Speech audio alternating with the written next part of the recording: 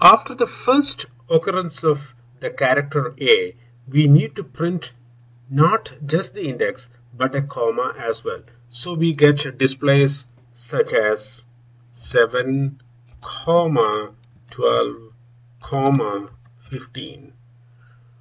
This is not straightforward because we cannot always print a comma after the index or print a comma before the index. For example, if we always printed a comma after printing an index, we will get displays like this: 7, 12, 15, and if 15 is the last position at which the character A occurs, we have a problem because we have a comma coming after the 15.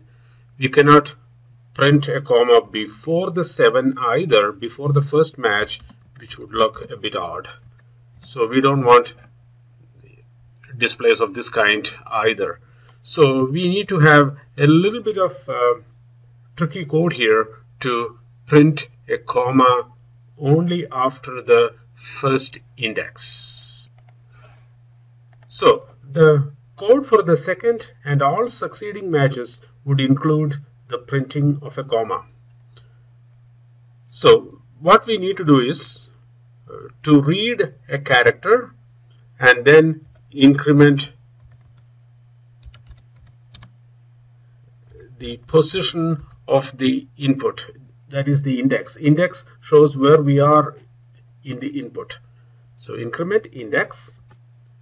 If the character is equal to the letter A, we need to increment counter and print. Let's say for the moment we put a comma and the index, but that needs to be reworked. This is not quite right, printing the comma and the index. So the code here has to be conditional. So we will need to see whether we are having a second or later match of the letter A.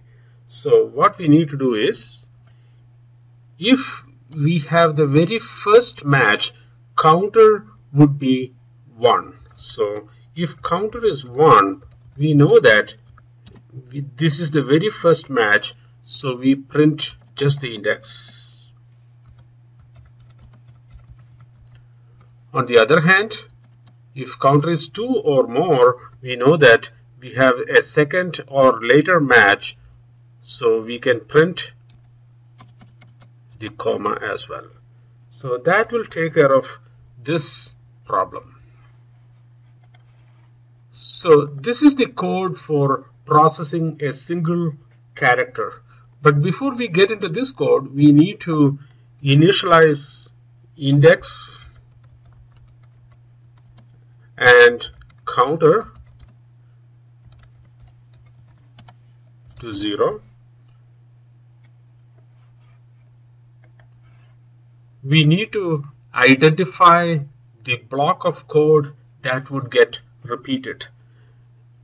This is essentially the code that should be repeated, but we need to repeat this only if we can read a character, if there is one more character to be read. So let's attempt to read a character,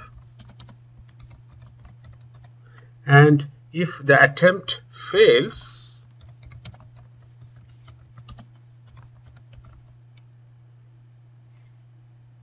we need to print a message, print an appropriate message,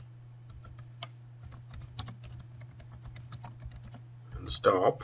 That appropriate message would be either the counter or a message saying there is no occurrence of the letter A in the input.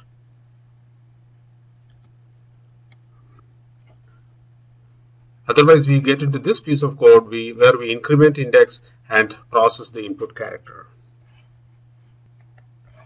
As in the case of the previous examples and case studies, we need to have this test at the top of the repeating block. That is, we should check whether we can read another character, and if it is not possible, we must exit the loop. This must be at the top of the loop. So we should attempt to read a character at the end of this block. So this would be the repeating block.